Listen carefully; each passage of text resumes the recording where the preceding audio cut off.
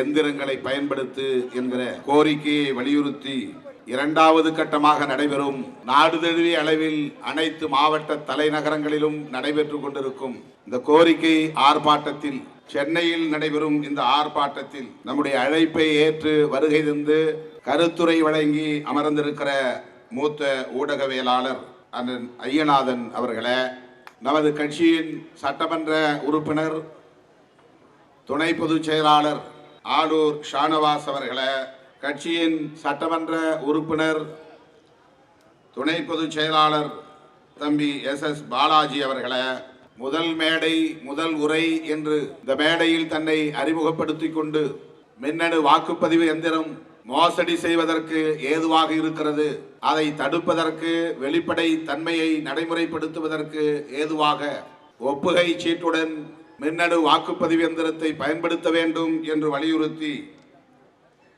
மிகச் சிறப்பாக உரையாற்றி அமர்ந்திருக்கிற ஆதவ் அர்ஜுன் அவர்களே, முதல் முறையாக நம்முடைய மேடையில் ஏறி வயது மூப்படைந்த நிலையில் நாட்டு மக்களுக்கு நான் வேண்டுகோள் விடுக்கிறேன். எங்கள் மூச்சடங்குவதற்குள்ளாக இந்த மாற்றத்தை கொண்டு வாருங்கள், இந்த மோசடியை தடுத்து நிறுத்துங்கள், நாடாளுமன்ற ஜனநாயகத்தை காப்பாற்றுங்கள் என்று ஜனநாயகத்தை பாதுகாக்கும் அக்கறையோடு மிகுந்த பொறுப்புணர்வோடு மாபெரும் அறைகூவலை விடுத்து உரையாற்றி அமர்ந்திருக்கிற பேராசிரியர் காந்தராஜ் அவர்களே, விடுதலை சிறுத்தைகளை இடதுசாரிகளாக ஏற்று இணைந்து எப்போதும் பயணிப்போம், புரட்சியாளர் அம்பேத்கர், தந்தை பெரியார், மாமேதை காரல் மார்க்ஸ் ஆகியோரின் கனவை நனவாக்குவதற்கு கைகோர்த்து களமாடுவோம் என்று வழக்கம் போல இங்கே சிறப்பான உரையை வழங்கி அமர்ந்திருக்கிற இந்திய கம்யூனிஸ்ட் கட்சியின் மாநில துணை செயலாளர் மதிப்பிற்குரிய தோழர் மு வீரபாண்டியன் அவர்களே, மார்க்சிஸ்ட் கம்யூனிஸ்ட் கட்சியின் மூத்த தலைவர்களுள் ஒருவரும் தேசிய செயற்குழு உறுப்பினருமான மதிப்பிற்குரிய தோழர் GR என்று அழைக்கப்படுகிற அருமை தோழர் G ராமகிருஷ்ணன் அவர்களே, தவிர்க்க முடியாத காரணத்தால் என்னால் இந்த ஆர்ப்பாட்டத்தில் பங்கேற்க இயலவில்லை என்று தற்போது தொலைபேசி வாயிலாக தகவல் தந்து போராட்டம் வெல்ல வாழ்த்துக்கள் என வாழ்த்து கூறி நமது கோரிக்கைக்கு திராவிட முன்னேற்ற கழகத்தின் சார்பிலே ஆதரவு தெரிவித்து ஒத்துழைப்பு நல்கி இருக்கிற திராவிட முன்னேற்ற கழகத்தின் அமைப்பு செயலாளர் மதிப்பிற்குரிய அண்ணன் RS பாரதி அவர்களே, இந்த ஆர்ப்பாட்டத்தை ஓரிரு நாட்களில் நாம் அறிவித்த நிலையிலும் வெற்றிகரமாக ஒருங்கிணைத்திருக்கிற சென்னை மாவட்டத்தின் ஒருங்கிணைந்த மாவட்டத்தின் மாவட்ட செயலாளர்கள் வேலுமணி, இளங்கோ, உஷா ராணி, ஜேக்கப், இளங்கோவன், சவுந்தர், அப்புன், கரிகால் வளவன், இளையா, சாரநாத், தேவஞான முதல்வன் ஆகிய தம்பிகளே, திருவள்ளூர் மாவட்ட செயலாளர்கள் தளபதி சுந்தர் அவர்களே, நீலமேகம் அவர்களே, அருண் கௌதம் அவர்களே, காஞ்சி தீவா எழிலரசு அவர்களே, மேனகாதேவி கோமகன் அவர்களே, தம்பி மதி ஆதவன் அவர்களே, செங்கை மாவட்ட செயலாளர்கள் தென்னவன் அவர்களே, பொறியாளர் சாமுவேல் அவர்களே, கனல்விழி, காஞ்சி தமிழினி, தமிழரசன், பொன்னிவளவன் ஆகிய தோழர்களே, மற்றும் இந்த நிகழ்வில் பங்கேற்று இதனை சிறப்பித்துக் கொண்டிருக்கிற மேனாள் மாவட்ட செயலாளர் இரா செல்வம் அவர்களே, செல்லதுரை அவர்களே, வேளச்சேரி ரவிசங்கர் அவர்களே, அன்பு செழியன் அவர்களே, அம்பேத் வளவன் அவர்களே, விகோ ஆதவன் அவர்களே, மண்டல பொறுப்பாளர்கள் ரூதர் கார்த்திக் அவர்களே, வழக்குரைஞர் சித்தார்த்தன் அவர்களே, சிறுத்தை வி கிட்டு அவர்களே, மாநில செயலாளர் அரசியல் குழுவின் மாநில செயலாளர் அண்ணன் நீலவானத்து நிலவன் அவர்களே, வழக்குரைஞர் தமிழினியன், வழக்குரைஞர் கதிர்நிலவன், பாசறை செல்வராஜ், வனச்செழியன் உள்ளிட்ட முன்னணி தோழர்களே, தலைமை நிலைய செயலாளர் பாலசிங்கம், இளம் சேக்குவேரா, தகடூர் தமிழ்ச்செல்வன் உள்ளிட்ட முன்னணி பொறுப்பாளர்களே, அழைக்கும் போதெல்லாம் ஓடோடி வந்து மாநாடு என்றாலும் ஆர்ப்பாட்டம் என்றாலும் அதனை வெற்றி பெற செய்து கொண்டிருக்கிற என் உயிரின் உயிரான விடுதலை சிறுத்தைகளே,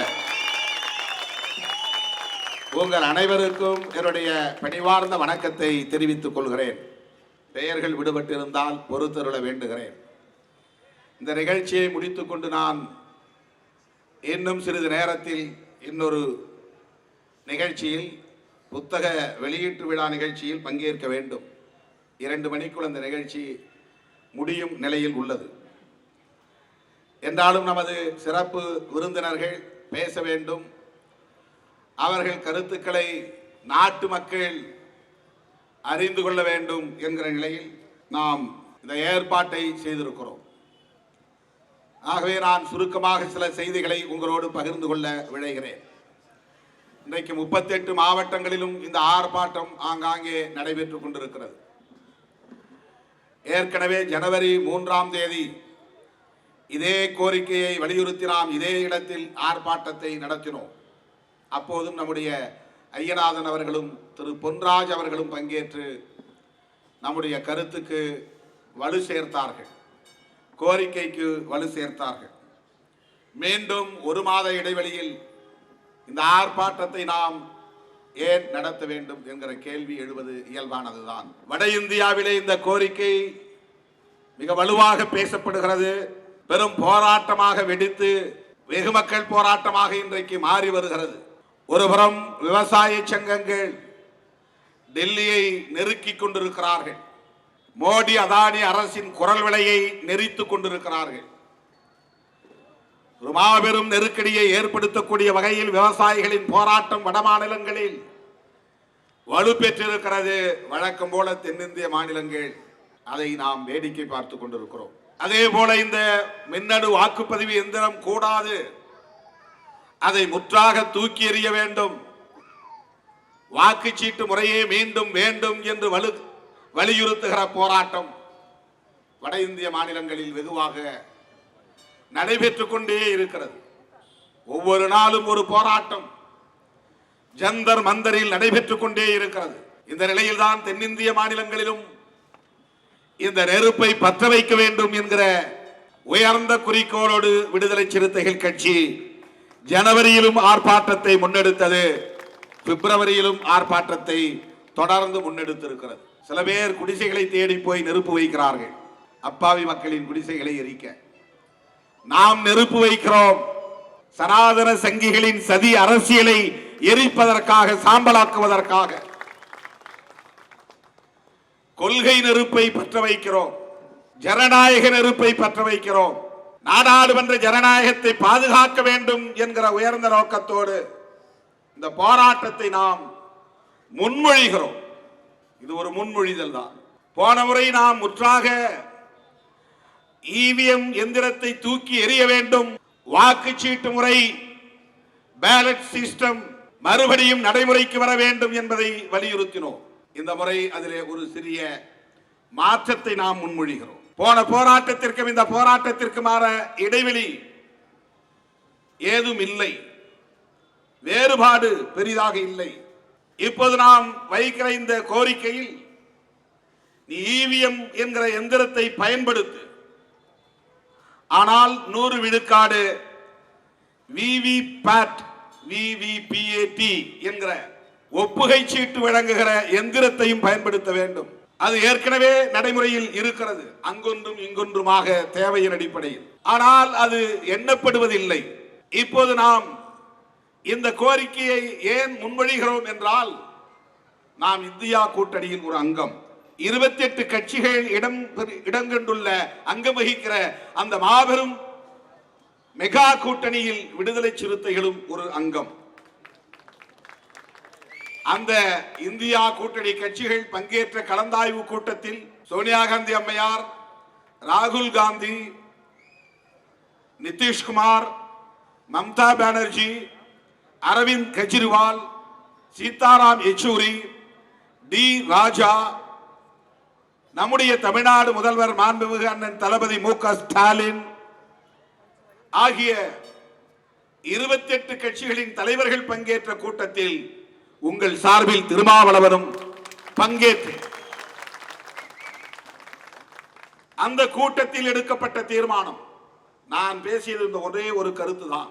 இவிஎம்ஐ தூக்கி எறிய வேண்டும், அதற்கு நாடு தழுவிய அளவில் எதிர்க்கட்சிகள் போராட்டத்தை முன்னெடுக்க வேண்டும், இது ஒன்றே நமது செயல் திட்டமாக இருக்க வேண்டும் தேர்தலுக்கு முன்பு வரையில் என்று நான் வலியுறுத்தினேன். உடனே எல்லா தலைவர்களுக்கும் டிராஃப்ட் வந்தது, முன்வடிவு. 2 தீர்மானங்கள். ஒன்று, மக்களவையில் எதிர்க்கட்சி நாடாளுமன்ற உறுப்பினர்களை எல்லாம் 100க்கும் மேற்பட்டவர்களை இரு அவைகளிலும் இடைநீக்கம் செய்ததை கண்டிக்கிற தீர்மானம். இன்னொன்று இவிஎம் தொடர்பான தீர்மானம். அந்த தீர்மானத்தில் தான் இந்த மாற்றம். என்ன தீர்மானம் என்றால், இவிஎம் பயன்படுத்துவது தவறில்லை, ஆனால் அது 100 விழுக்காடு ஒப்புகை சீட்டு எந்திரங்களோடு இணைக்கப்பட வேண்டும். அந்த ஒப்புகை சீட்டுகள் வாக்காளரின் கைகளில் கிடைக்க வேண்டும். அது தானே ஆட்டோமேட்டிக்கா போய் ஒரு பாக்ஸ்ல விழுந்துடக்கூடாது. இப்படி பார்த்த சில நொடிகளில் பாக்ஸ்ல விழுந்துரும். அதான் ஏற்கனவே இருக்கிற முறை. இப்படி நம்ம பார்க்கலாம். பானை சின்னம் போட்டோம் என்றால் பானை சின்னம் தெரியும். உடனே அது அதற்கு கீழே இருக்கிற ஒரு பெட்டியிலே போய் விழுந்துவிடும். அவ்வாறு இல்லாமல் அந்த ஒப்புகை சீட்டை வாக்காளர் யாரோ அவர் எந்த சின்னத்திற்கு வாக்களித்தோம் என்பதை உறுதிப்படுத்துவதற்கு ஏதுவாக அவர் கைகளில் எடுக்க வேண்டும். ஹோட்டலில் பில் கொடுக்கும்போது ஷீட்டு கையில் எடுக்கிறோமா இல்லையா? பில் கொடுக்கும்போது அது எலக்ட்ரானிக் மிஷின் தான். அடிக்கிறான். தோசை, இட்லி, வடை, பொங்கல் எல்லாம் எழுதி அடிச்சுட்டு, நான் வெஜிடேரியன்கிறதுனால அதான் பட்டியல் வருது. நான் வெஜிடேரியனாக இருந்தால் என்ன வந்திருக்கும்? சிக்கன் ஃப்ரை, ரோஸ்ட் வரும். இந்த பில்லில் நம்ம பார்த்த உடனே அவன் எடுத்து கொடுப்பான். அவன் சொன்னதை உடனே நம்ம பார்க்குற கொடுத்துறதில்ல. இவ்வளோ பில்லுன்னு அது சில பேர் கொடுப்பாங்க. உடனே நம்ம வாங்கி அதை வெரிஃபை பண்ணுறோம். அந்த வெரிஃபையபிள் ஆப்ஷன் உள்ளது தான் விவிபேட் என்பது. Voters verifiable paper audit trail. இதுதான் விவிபிஏடி என்கிற அப்ரிவேஷனுக்கான எக்ஸ்பான்ஷன். வாக்காளர் அதை உறுதிப்படுத்திக் கொள்வதற்கான ஒரு வாய்ப்பு உள்ள சீட்டு தான் நாம் தமிழிலே ஒப்புகை சீட்டு என்கிறோம். ஆங்கிலத்தில் அக்னாலஜ்மெண்ட் ரிசீட் என்று சொல்வார்கள். ஒப்புகை சீட்டு. அதை வாக்காளர் பெற்று பேலட் பாக்ஸ் தனியே வைக்க வேண்டும். அதிலே போட்டுவிட்டு வர வேண்டும். இவிஎம்ஐ அதற்கு பிறகு நீ தொட வேண்டாம். அந்த ஒப்புகை சீட்டுகளை மட்டும்தான் வாக்கு எண்ணிக்கையின் போது பயன்படுத்த வேண்டும். பேலட் பேப்பருக்கு பதிலாக ஒப்புகை சீட்டு. பேலட் பேப்பர்னா உங்களுக்கு தெரியும், ஏற்கனவே வாக்களித்தவர்களுக்கு தெரியும். இந்த தலைமுறை வாக்களித்தவர்களுக்கு தெரியாது. உள்ள போன உடனே 4 அதிகாரிகள் உட்கார்ந்துருப்பாங்க, போலிங் ஆபீசர்ஸ். அதுல ஒருத்தர் பேரை பார்த்து வாக்காளர் பட்டியலில் அவன் பெயர் இருக்காங்கிறத உறுதிப்படுத்துவார். நீ தான் அந்த ஆளான்னு சொல்லி அட்டையும் பார்த்து, அதுக்கு அடுத்து போனாக்க ஒருத்தர் பேப்பரை கிழிச்சு கொடுப்பார். அந்த யார் யார் வேட்பாளர்கள் இருக்கிறாங்க, அவங்க சின்னம் என்ன, பெயர் என்ன எல்லாம் இருக்கும் அதில். அதுக்கப்புறம் போனால் ஒருத்தர் வந்து கையில் பசையை தடவுவார் விரலில். அப்புறம் நீ போய் மறைவு இடத்துல நின்று அந்த பேப்பரில் அங்கே ஸ்டாம்ப் பேட் இருக்கும், அதை எடுத்து முத்திரை குத்தி யாருக்கு போட்டோங்கிறத பார்த்துட்டு, நான் பானைக்கு ஓட்டு போட்டுட்டேன் அப்படிங்கிற சந்தோஷத்தோட அதை மடித்து தெம்பா பேலட் பாக்ஸில் போட்டு வந்துடுவோம் வாக்கு பெட்டியில். அப்போ எனக்கு வந்து என்ன மகிழ்ச்சி, நான் யாருக்கு வாக்களிக்க வேண்டும் என்று விரும்பினேனோ அவருக்கு நான் வாக்களித்து விட்டேன், அது வெளிப்படையாக எனக்கு தெரியும் என்பது உறுதிப்படுத்தப்படுகிறது. அதுதான் பேலட் சிஸ்டம். இது கொஞ்சம் லெபோரியஸ் ப்ராசஸ், கொஞ்சம் வேலை அதிகமாக இருக்கும். ஒவ்வொருத்தராக நின்று 4 பேரை தாண்டி வந்து பேப்பரை கிழிச்சு எடுத்துகிட்டு போய் மடித்து அப்புறம் போடுறது. அந்த வேலையை மிச்சப்படுத்துவதற்கு, காலத்தை மிச்சப்படுத்துவதற்கு இவிஎம்ஐ பயன்படுத்தலாம், பிரச்சனை இல்லை. போய் அனுப்பி இவிஎம் மிஷின், அது வந்து ஓட்டிங் மிஷின். தட்ட உடனே அது கண்ட்ரோல் யூனிட்டுக்கு போய் தான் பதிவாகும். அதுக்கு ஒரு யூனிட் தனியாக வச்சிருக்கிறாங்க. இப்போ அதோடு நாம் சேர்த்து 3ஆவதா இந்த விவிபேட் என்கிற மிஷினையும் இணைக்க சொல்றோம். அதுல யாருக்கு வாக்களித்தோம் என்கிற விவரம் அடங்கிய சீட்டு நம் கைக்கு கிடைக்கும். அந்த சீட்டு வாக்கு பெட்டியிலே போடப்பட வேண்டும். இப்ப வாக்காளருக்கு ஒரு டிரான்ஸ்பரன்சி இருக்கிறது. நான் யாருக்கு வாக்களித்தேன் என்பதை அவர் எடுத்து பார்த்து உறுதிப்படுத்தி மகிழ்ச்சியோடு வாக்கு பெட்டியில் போட்டு விட்டு வர முடியும். ஆனால் இவிஎம்ல போட்ட உடனே லைட் எரியும், அவ்வளவுதான் நமக்கு தெரியும். அதுக்கு பிறகு என்ன நடக்குதுன்னு நமக்கு தெரியாது. ஏன்னா எலக்ட்ரானிக்ல என்ன வேணாலும் நடக்கலாம், எதை வேண்டுமானாலும் மேனிபுலேஷன், தில்லுமுள்ளு செய்ய முடியும், அதிலே குற்றம் செய்ய முடியும், திருட்டு வேலை செய்ய முடியும். 2019 நாடாளுமன்ற தேர்தலில் தில்லுமுள்ளு செய்துதான் பிரதமரானார் மோடி என்பது வட இந்திய மாநிலங்களின் வெளிப்படையான குற்றச்சாட்டு. அதற்கு எண்ணற்ற பல தரவுகள் ஆதாரங்களாக கிடைத்திருக்கின்றன. 2019 நாடாளுமன்ற பொதுத் தேர்தலுக்கு முன்பு நடந்த 5 மாநில தேர்தல்களில் பாஜக பின்னடைவு, தோல்வி. 2019 நாடாளுமன்ற தேர்தலில் பெரும் வெற்றியை சந்திக்கிறார்கள். ஸ்டேட் எலெக்ஷனில் 10%, 15% என்று வாக்குகளை பெற்றவர்கள் பார்லிமெண்ட் தேர்தலில் 40% என்று வாக்குகளை பெறுகிறார்கள். இவ்வளவு பெரிய இடைவெளி. இது மேனிபுலேஷன் என்று சொல்லப்படுகிறது. தில்லுமுள்ளு வேலை நடந்திருக்கிறது என்பதை உறுதிப்படுத்துகிறார்கள். ஒருவன் ஆர்டிஐ என்கிற சட்டத்தின்படி எழுதி கேட்கிறான், எத்தனை லட்சம் இவிஎம் நீங்கள் தயாரித்தீர்கள்? பிஇஎல் என்கிற கம்பெனி ஒன்று, இசிஐஎல் என்கிற கம்பெனி, இந்த 2 கம்பெனியும் தான் குத்தகை எடுத்து தயாரித்து கொடுக்கிறது. 39 லட்சம் எந்திரங்கள் தயாரிக்கப்பட்டிருக்கின்றன. ஆனால் ஆட்சியிலே எலெக்ஷன் கமிஷன் சொல்லுவது 20 லட்சம் எந்திரங்கள் தான் என்ற தகவலை தந்திருக்கிறார். ஏன் பொய் சொல்லுகிறார்? அப்படி என்றால் 19 லட்சம் இவிஎம் எங்கே போனது? யாருடைய கட்டுப்பாட்டில் இருக்கின்றன? எதற்காக 39 லட்சம் எந்திரங்களை தயார் செய்துவிட்டு அதை விலை கொடுத்து வாங்கிவிட்டு அவன் சொல்றான், யாரு? பிஇஎல், அதுவும் கவர்மெண்ட் கம்பெனி தான். அவன் சொல்றான் ஆர்டிஐல நாங்க 39 லட்சம் சேல் பண்ணிருக்கிறோம். விற்பனை செய்த எண்ணிக்கை 39 லட்சம். எலெக்ஷன் கமிஷன் சொல்லுகிறான் 20 லட்சம். இந்த முரண்பாடு ஏன்? இது கேள்வி எழுகிறது. 545 நாடாளுமன்ற தொகுதிகளில் 373 தொகுதிகளில் முரண்பாடு வருகிறது. என்ன முரண்பாடு? போல்டு ஓட்ஸ் டேட்டாவுக்கும் கவுண்டட் ஓட்ஸ் டேட்டாவுக்கும், பதிவான வாக்குகளின் புள்ளி விவரத்திற்கும் எண்ணப்படுகிற வாக்குகளின் புள்ளி விவரத்திற்கும் வேறுபாடு வருகிறது. எவ்வளவு ஓட்டு போட்டானோ அதுதானே எண்ணி முடிக்கும் போது டேலி ஆகணும். ஒரு தொகுதி, சிதம்பரம் தொகுதி, 10 பேர் போட்டியிடுகிறார்கள் சுயேட்சை உட்பட. 15 லட்சம் வாக்காளர்கள் மொத்தம். 12 லட்சம் பேர் வாக்குகள் போடுகிறார்கள். அந்த 12 லட்சம் வாக்குகளையும் எல்லா வேட்பாளர்களும் பகிர்ந்து கொள்கிறார்கள்.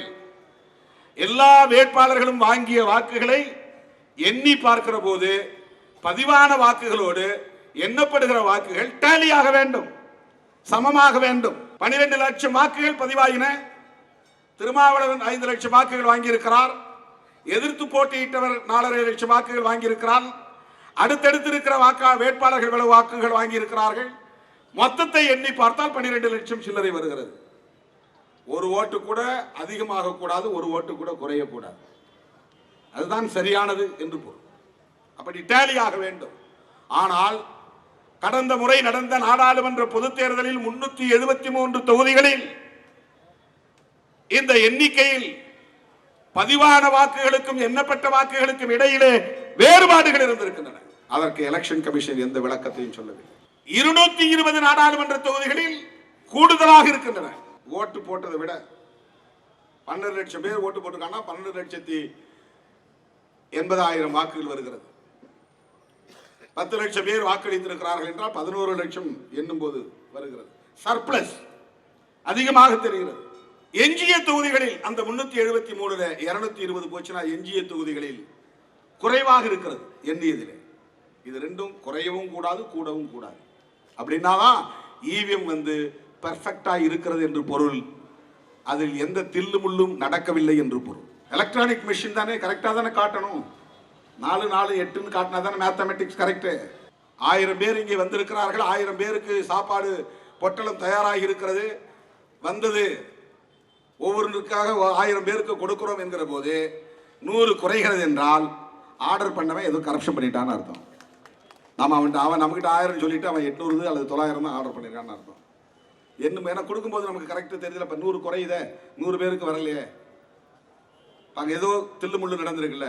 கூடுதலா அவனை தட்டி கொடுக்கலாம். பரவாயில்ல, நம்ம 1000 சொன்னா இவன் 1100 கொடுத்துருக்கான், இன்னும் 2 பேருக்கு நம்ம எல்லாம் ஆளுக்கு 1 எக்ஸ்ட்ரா கொடுக்கலாம்னு சொல்லலாம். அதுவும் தப்பு தான். அது டேலி ஆகணும். எலெக்ஷன்ல இது மிக முக்கியமான தரம் கண்டறிந்திருக்கிறார்கள், வல்லுநர்கள் கண்டறிந்திருக்கிறார்கள். 100 விழுக்காடு 2019 நாடாளுமன்ற தேர்தலில் தில்லுமுள்ளு நடந்துதான் பிரதமரானார் மோடி என்பது தொழில்நுட்ப வல்லுநர்களின் கருத்து, ஜனநாயக சக்திகளின் கருத்து.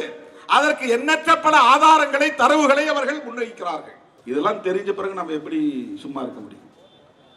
இதுதான் பெரிய ஆச்சரியமாக இருக்கிறது.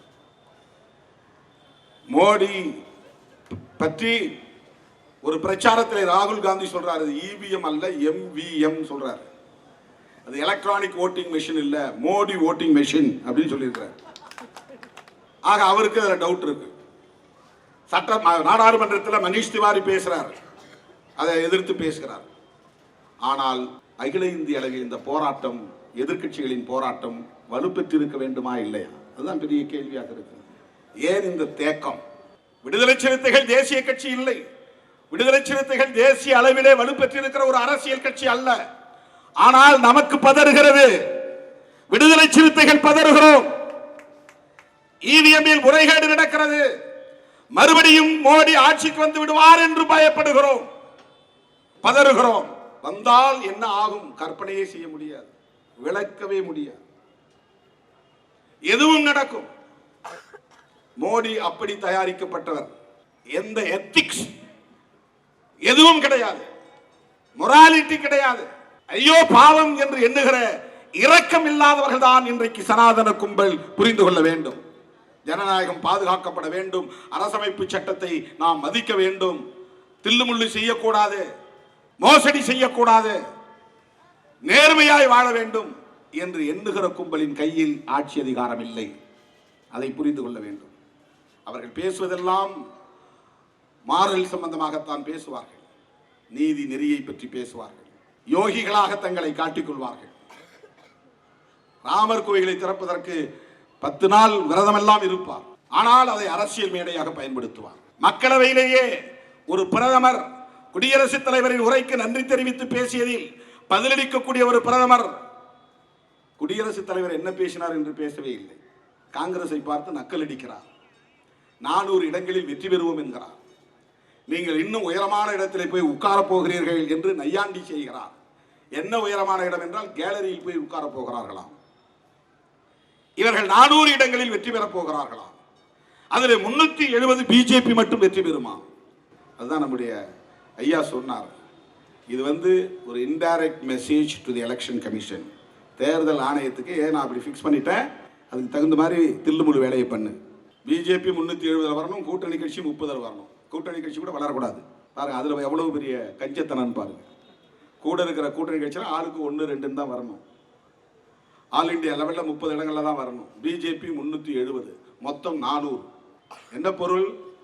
அந்த அளவுக்கா இந்தியாவில் இந்த 10 ஆண்டு காலத்தில் பாஜக அரசு ஆட்சிக்கு வந்து பாலாறும் தேனாரும் ஓடுகிறது. மக்கள் மகிழ்ச்சியிலே திளைக்கிறார்கள்.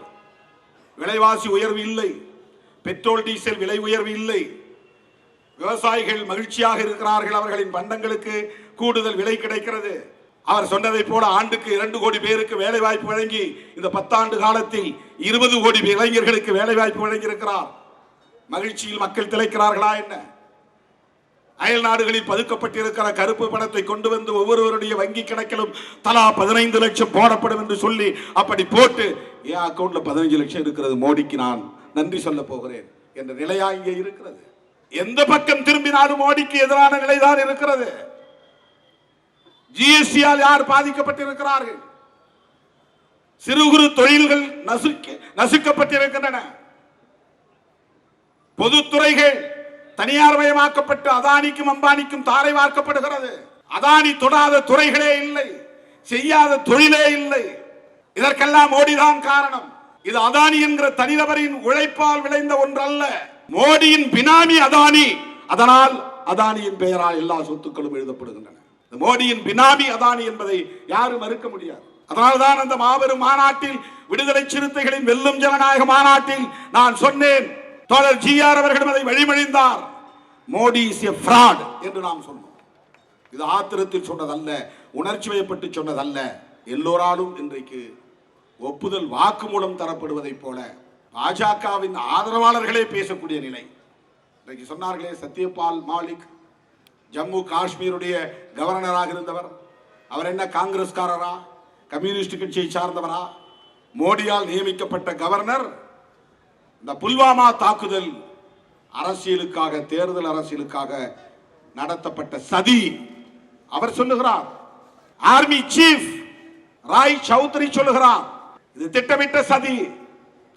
40 துணை ராணுவ வீரர்களை பலி கொடுத்துவிட்டு நாட்டின் பாதுகாப்புக்கு ஆபத்து இருக்கிறது, அந்த பாதுகாப்பை உறுதிப்படுத்துவதற்கு பிஜேபிக்கு வாக்களியுங்கள் என்று பிரச்சாரம் செய்த இயக்கம் தான் பிஜேபி RSS. தோழர்களே, இவர்கள் மிகப்பெரிய மோசடி வேலைகளை செய்கிறார்கள். உலகத்தில் பல நாடுகள் இந்த திட்டத்தை ஏற்கவில்லை. தோழர்களே, இந்தியாவில் எலக்ட்ரானிக் ஓட்டிங் மெஷின் நடைமுறையில் இருக்கிறது. ஆனால் உலகத்தில் பல நாடுகள், super powers countries, America, France, Britain, Russia, இவங்கெல்லாம் ஏன் இவிஎம் பயன்படுத்தல? அவங்க நவீன தொழில்நுட்பத்தில் நம்மை விட பல மடங்கு முன்னேறியவர்கள் தானே, அதன் மீது நம்பிக்கை உள்ளவர்கள் தானே. அவர்கள் ஏன் எலக்ட்ரானிக் ஓட்டிங் மெஷினை பயன்படுத்தவில்லை, இன்னும் பேலட் பேப்பரை பயன்படுத்துகிறார்கள்? இந்த கேள்விக்கு அவர்கள் பதில் சொல்ல வேண்டும். ஒன்றே ஒன்றுதான், electronic voting machine transparent system அல்ல, வாக்காளர்களின் நம்பகத்தன்மையை பெற்றதாக இல்லை, அதனால் அவர்கள் பயன்படுத்தவில்லை. உலகத்தில் 195 நாடுகள் இன்னும் பேலட் பேப்பரை பயன்படுத்துகின்றன. பேலட் பேப்பரை பயன்படுத்தி பிறகு இவிஎம்முக்கு வந்து மறுபடியும் இவிஎம் வேண்டாம் என்று அதனை தடை செய்த நாடுகள் 5 நாடுகள்: Germany, Ireland, Netherlands, Paraguay, Bangladesh. இந்த 5 நாடுகளில் ஏற்கனவே இவிஎம் இருந்தது. ஆனால் அங்கே அவற்றுக்கு தடை விதித்திருக்கிறார்கள். அதற்கு முக்கியமான காரணம், எதிர்க்கட்சிகள் கடுமையாக தொடர்ந்து எதிர்ப்பு தெரிவித்ததுதான். அதை ஆளுங்கட்சி மதிக்கிறது. ஆனால் இந்தியாவிலே எதிர்க்கட்சிகளின் போராட்டம் வலுப்பெறவில்லை என்பதுதான் தோழர்களே வருத்தத்திற்குரியது.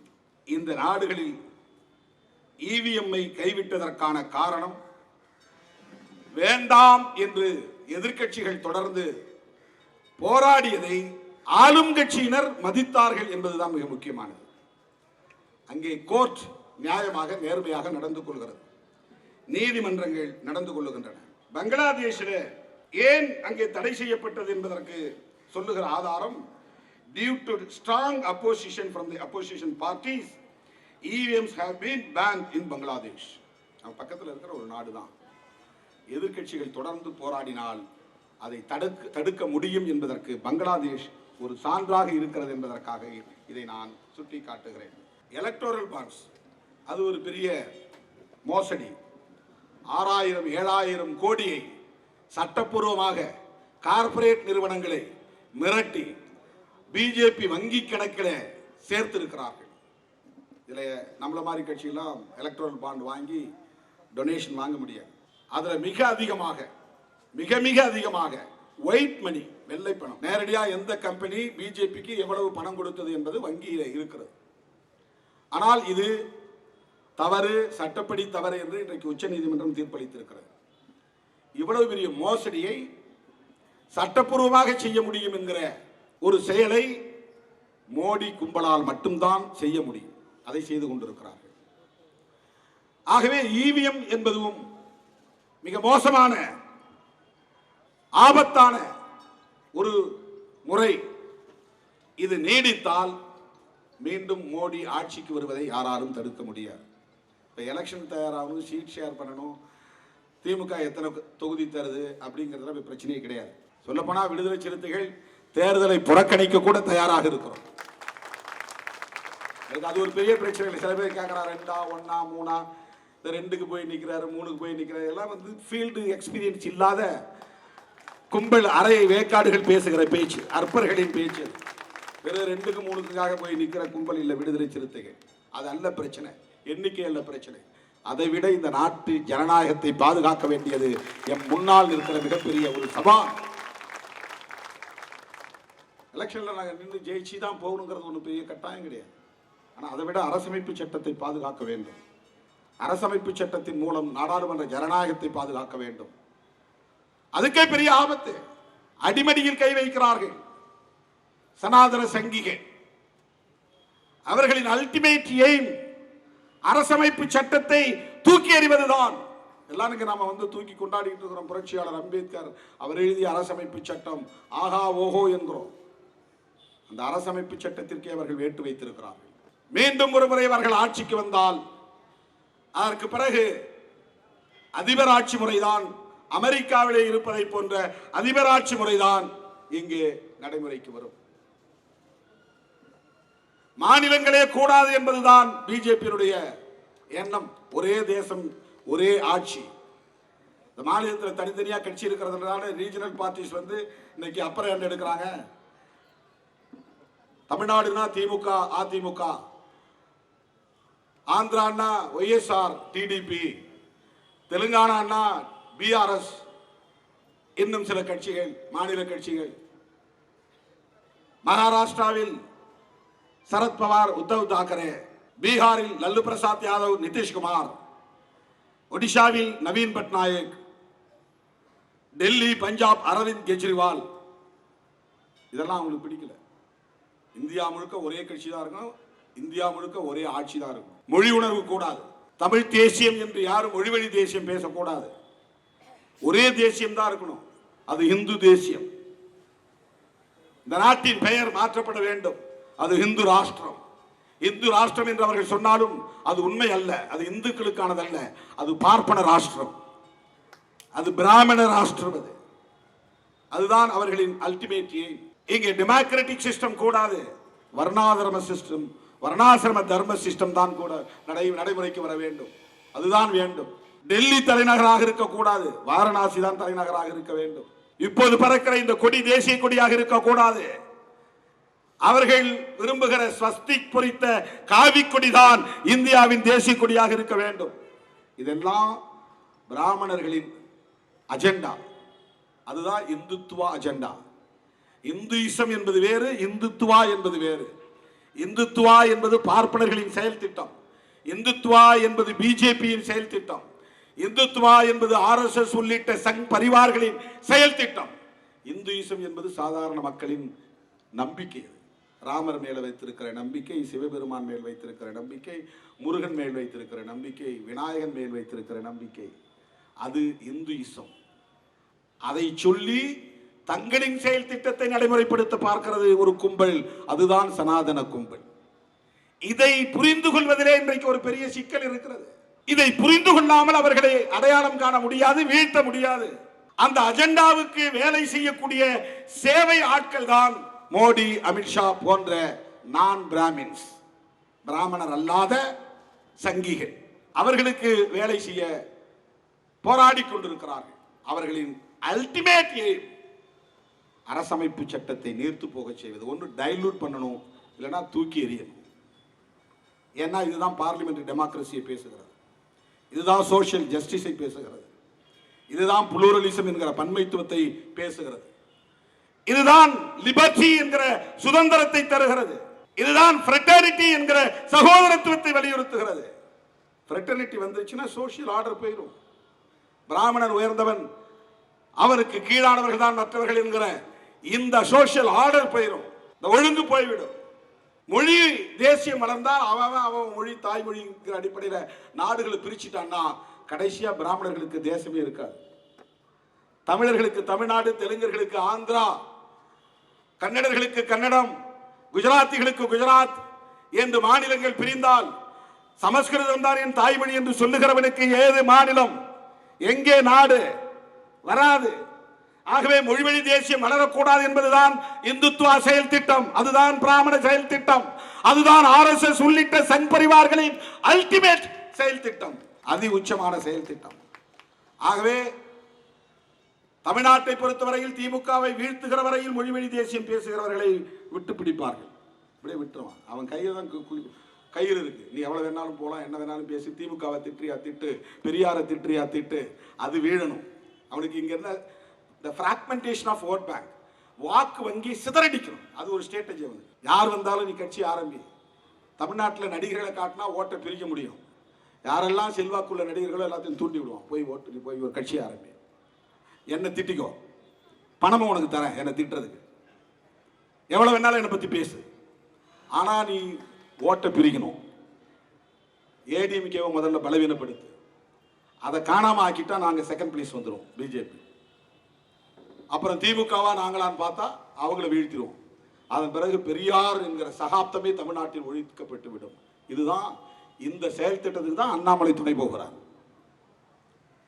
இந்த ஆபத்தை தடுக்க வேண்டும் என்றுதான் விடுதலை சிறுத்தைகள் போராடுகிறது. திமுக கூட்டணியில் இடம் பிடித்திருக்கிறது, அங்கம் வகிக்கிறது. இந்த அற்பர்கள் சொல்வதை போல எங்க அஜெண்டாலாம் ரொம்ப சில்லித்தனமான அஜெண்டா கிடையாது, சின்னதா அதுல மகிழ்ச்சி அடைவது கிடையாது. எங்களை மகிழ்ச்சிப்படுத்துவது இது போன்ற நடவடிக்கைகளால் அல்ல. புரட்சியாளர் அம்பேத்கர் கனவு நனவாகும் போதுதான் திருமாவளவன் மகிழ்ச்சி அடைவார், சிறுத்தைகள் மகிழ்ச்சி அடைவார். சாதியற்ற ஒரு தேசத்தை இங்கே கட்டமைக்க வேண்டும்.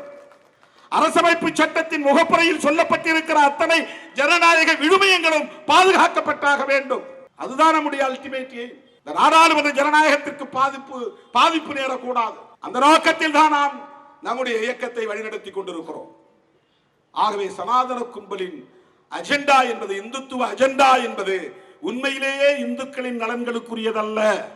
உன்னிடத்தில் அவன் ஜனநாயகத்தை பற்றி பேசுவதில்லை, ஜெய் ஸ்ரீராம் தான் சொல்லிக் கொடுக்கிறான். இந்த 10 ஆண்டுகளில் அவன் கற்றுக் கொடுத்த அரசியல் ஜெய் ஸ்ரீராம் சொல்லு என்பதுதான். பட்டா இல்லாதவர்களுக்கு பட்டா வழங்கவோ, வீடு இல்லாதவர்களுக்கு வீடு கட்டவோ, நிலம் இல்லாதவர்களுக்கு நிலம் வழங்கவோ, வேலை இல்லாதவர்களுக்கு வேலை வழங்கவோ, விலைவாசி உயர்வை கட்டுப்படுத்தவோ, பணத்தின் மதிப்பை உயர்த்தவோ, கல்வியை மேம்படுத்தவோ, சுகாதாரத்தை மேம்படுத்தவோ எந்த முனைப்பையும் இந்த ஆட்சியாளர்கள் மேற்கொள்ளவில்லை. கொரோனாவில் எவ்வளவு பெரிய பாதிப்பு, என்ன இந்த மக்களுக்கு அவர்கள் பாதுகாப்பை தந்தார்கள்? மைக்ரண்ட் லேபர்ஸ் எந்த அளவுக்கு பாதிக்கப்பட்டார்கள்? தட்டு எடுத்து அடிங்கன்னு சொல்றாரு ஒரு பிரதமர், கொரோனா ஓடிடுமா? தட்டு எடுத்துக்கிட்டு அடிங்க, கொரோனா ஓடிடும். இப்படிப்பட்ட மூடர்களின் கைகளில் இந்த நாடு, அறிவியல் அறிவே இல்லாத சங்கிகளின் கைகளில் இந்த நாடு சிக்கிக் கொண்டிருக்கிறது. இந்த நாட்டை பாதுகாக்க வேண்டுமானால் இவர்களின் கைகளில் இருந்து ஆட்சி அதிகாரத்தை தூக்கி எறிய வேண்டும். அவர்கள் தொடர்ந்து அந்த பீடத்தில் அமர்ந்திருப்பது மிகப்பெரிய தீங்கு, ஆபத்து. மீண்டும் அவர்கள் ஆட்சிக்கு வருவதற்கு ஒரு வழி இருக்கிறது, அதுதான் ஈவிஎம். அது மிகப்பெரிய ஆபத்து. என்னுடைய வேண்டுகோள், எலெக்ஷன் ப்ராசஸ் பூரா தூக்கி போட்டுட்டு எதிர்க்கட்சிகள் இந்தியா முழுவதும் மிகப்பெரிய ஆன்டி ஈவிஎம் யாத்ராவை நடத்த வேண்டும். ராகுல் காந்தி அவர்கள் நியாய யாத்ரா என்பதை கூட ஈவிஎம் எதிர்ப்பு பயணம் என்ற இந்த பயணத்தை மாற்ற வேண்டும். இந்த கருப்பொருள் மாற வேண்டும். முதல்ல ஜோடோ யாத்ரா என்று சொன்னார். ஜோடோ யாத்ரா என்றால் இந்திய ஒற்றுமை பயணம். இப்ப பாரத் நியாய யாத்ரா, பாரத் ஜோடோ நியாய யாத்ரா. நியாயம்னா நீதி, நீதி பயணம். வடமொழியில நியாயம்னா தமிழ்ல நாம சொல்ற நீதி என்று.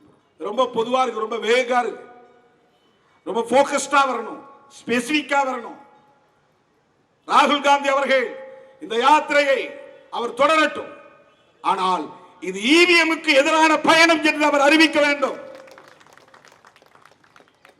தேர்தல் ஆணையத்திற்கு நெருக்கடி தர வேண்டும். மார்ச் 12ஆம் தேதி அல்லது 13ஆம் தேதி எலெக்ஷன் நோட்டிபிகேஷன் வர இருக்கிறது. இந்த 12 நாட்களுக்குள்ளாக நாம் மிகப்பெரிய வெகுமக்கள் இயக்கத்தை எடுத்தாக வேண்டும். இதனுடைய பணிவான வேண்டுகோள், இது அறிவுரை அல்ல, வேண்டுகோள். இந்நேரம் இது வெடித்திருக்க வேண்டும். தேசிய அளவில் சாதாரண மக்கள் போராடி கொண்டிருக்கிறார்கள். நம்ம ஊர் நந்தினி ஆனந்தன் இதற்காக ஒரு பயணத்தை மேற்கொண்டு போய் கொண்டிருக்கிறார். ஒரு சிறிய பெண்மணி, அக்காவும் தங்கையும் போய் கொண்டிருக்கிறார்கள். எதிர்க்கட்சிகள் அனைத்தும் ஒன்று சேர வேண்டும். மின்னணு வாக்குப்பதிவு எந்திரத்தோடு ஒப்புகை சீட்டை 100 விழுக்காடு இணைக்க வேண்டும். அதில் தில்லுமுள்ளு நடக்காது என்பதை உறுதிப்படுத்த வேண்டும். தேர்தல் ஆணையம் அதற்கான நடவடிக்கையை உடனே எடுக்க வேண்டும் என்று வலியுறுத்தக்கூடிய வகையில் தேசிய அளவிலே எதிர்க்கட்சிகள் ஓரணியில் திரள வேண்டும் என்பதுதான் விடுதலை சிறுத்தைகள் இந்த மாபெரும் ஆர்ப்பாட்டத்தின் மூலமாக விடுக்கிற வேண்டுகோள், அறைகூவல் என்பதை இங்கே நான் பதிவு செய்ய விரும்புகிறேன். மம்தா பானர்ஜி அவர்களும் ஈவிஎம் வேண்டாம் என்கிற கருத்தை கொண்டிருக்கிறார். கெஜ்ரிவால் அவர்களும் ஈவிஎம் வேண்டாம் என்கிற கருத்தை கொண்டிருக்கிறார். தளபதி ஸ்டாலின் அவர்களும் ஈவிஎம் வேண்டாம் என்கிற கருத்தை கொண்டிருக்கிறார். ராகுல் காந்தி அவர்களும் ஈவிஎம் கூடாது என்கிற கருத்தை கொண்டிருக்கிறார். பிறகு ஏன் தேசிய அளவில் இது ஒரு மாபெரும் மக்கள் போராட்டமாக வெடிக்க கூடாது, அணிதிரளக்கூடாது? எனவே நான் தேர்தல் ஆணையத்திற்கு விடுக்கிற வேண்டுகோளை விட இந்தியா கூட்டணி எதிர்க்கட்சி தலைவர்களுக்கு நான் விடுக்கிற வேண்டுகோள், இடையில் உள்ள இந்த 2 வாரங்களுக்குள்ளாக ஈவிஎம் தொடர்பான நிலைப்பாட்டை உயர்த்தி பிடிக்க வேண்டும். தில்லுமுள்ளு இல்லாத தேர்தலை நடத்துவதற்கான உத்தரவாதத்தை தேர்தல் ஆணையம் வழங்க வேண்டும் என்று வலியுறுத்தக்கூடிய வகையில் எதிர்க்கட்சிகள் வீதிக்கு வர வேண்டும் என்கிற வேண்டுகோளை விடுத்து தேர்தல் களத்தில் சந்திப்போம். ஜனநாயகத்தை பாதுகாக்கிற களத்தில் சந்திப்போம். மோடி தலைமையிலான மக்கள் விரோத ஆட்சியை தூக்கி எறிகிற இந்த யுத்தத்தில் நாம் களம் காண்போம் என்பதை சொல்லி அழைப்பை ஏற்று ஓடி வந்த உங்கள் அனைவருக்கும் என்னுடைய நெஞ்சார்ந்த நன்றியை கூறி முடிக்கிறேன். நன்றி, வணக்கம்.